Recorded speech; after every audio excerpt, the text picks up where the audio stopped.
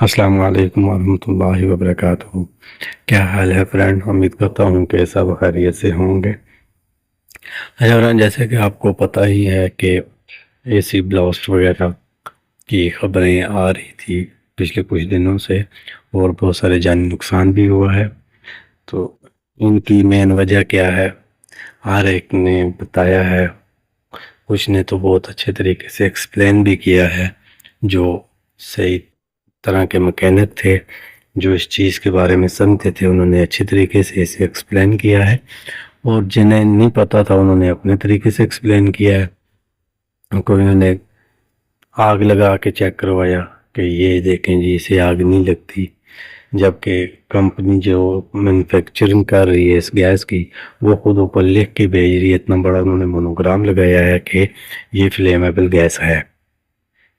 Direct فلیمیبل نہ ہو پر یہ مدد ضرور کرتی ہے فلیمیبل میں۔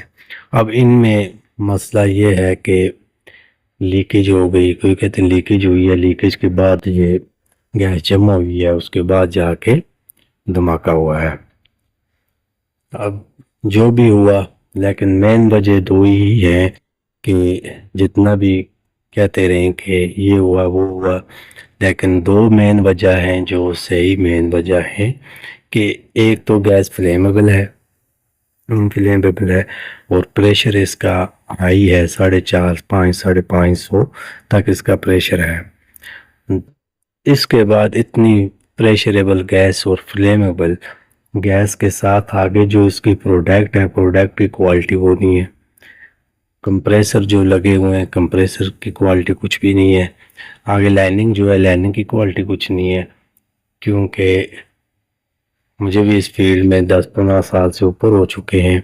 میں نے جو پرانے بھی اے سی، ونڈو اے سی، اب جو پرانا اے سی ہے ونڈو اے سی، اس میں کمپریسر لگا ہوتا ہے، اسی میں سے پانی کمپریسر کے نیچے سے گزر کے باہر جو اس کا فراسٹ والا پانی ہوتا ہے وہ وہاں سے گزر کے جاتا ہے۔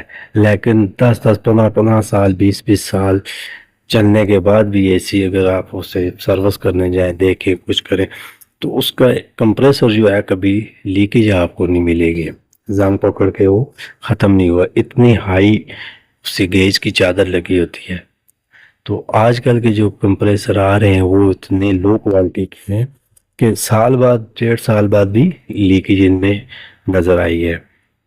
دیکھنے میں ملیں گے زنگ لگ کے یہ ختم ہو گئے، ان میں سے لیکیج ہو گئی ہے، کہ اتنی لو کوالٹی ہے۔ اور کمپریسر کی اگر اتنی لو کوالٹی ہے تو لائننگ کا کیا ہوگا، اس کی کیا گیج ہوگی۔ تو مین وجہ یہ دو ہیں کہ ایک تو لائننگ کی کوالٹی کوئی نہیں ہے، چیز کی کوالٹی کوئی نہیں ہے، کسی بھی چیز کی، نہ کمپریسر کی نہ لائننگ کی۔ جو دو مین وجہ، صحیح مین وجہ ہیں۔ اور گیس جو ہے وہ بہت زیادہ ہائی پریشر ہے۔ جب ہائی پریشر گیس ہے اور کوالٹی اتنی لو ہوگی تو ڈیفینیٹلی اس کے پھٹنا ہی ہے، اس نے بلاسٹ ہونا ہی ہونا ہے۔ تو یہ چیزیں دیکھیں اور احتیاط کیا کریں۔ اگر آپ کسی جگہ پہ جاتے ہیں، یہ دو نٹ ہیں، ان میں لیکیج وغیرہ چیک کر لیا کریں۔ نیو اے سی انسٹال کر رہے ہیں، اس سے فلیشنگ کیا کریں، یہاں سے لازمی فلیشنگ کر لیں، اور یہ نٹ یہاں سے چیک کر لیں۔